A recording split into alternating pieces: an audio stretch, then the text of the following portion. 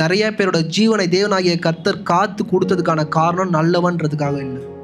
நிறைய பேர் நம்ம தப்பாக புரிஞ்சுக்கிறோம். ஒரு மரணத்திலிருந்து நம்மளை மீட்டெடுக்கும் போது, நம்மளை தூக்கும் போது, இல்லை ஒரு ரொம்ப கடுமையான சூழ்நிலையில் அழுத்தங்களில் நம்ம கதையே முடிஞ்சதுன்னு நினைக்கும் போது தேவனாகிய கர்த்தர் நம்மளை காக்கும் போது நம்ம நினைக்கிறோம் நம்ம நல்லது பண்ணிட்டோம். கர்த்தர் என்ன பண்ணிட்டார் நம்மளை, இந்த இடத்துல நீ செத்தினா உன் வாழ்க்கை என்னது, இந்த இடத்துல உன் கதை முடிஞ்சுன்னா உன் கதை என்னது, டோட்டலி எண்ட்.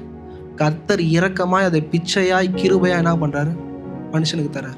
நல்லவன் சொல்லிட்டு நம்மளை தூக்கலை, நம்ம உண்மை உள்ளவர்கள்னு சொல்லிட்டு தேவனாகிய கர்த்தர் நம்மளை என்ன பண்ணல, ஆசீர்வதிக்கல. ஆனால் உங்களை பரிசுத்தத்தோடு வாழ என்ன பண்ணுறாரு, விரும்புகிறார். ஏன் நம்மளை உயர்த்துறாரு, நம்மளை ஏன் வாழாக்காம தலையாக வச்சிருக்கிறார், வெகு ஜனங்களை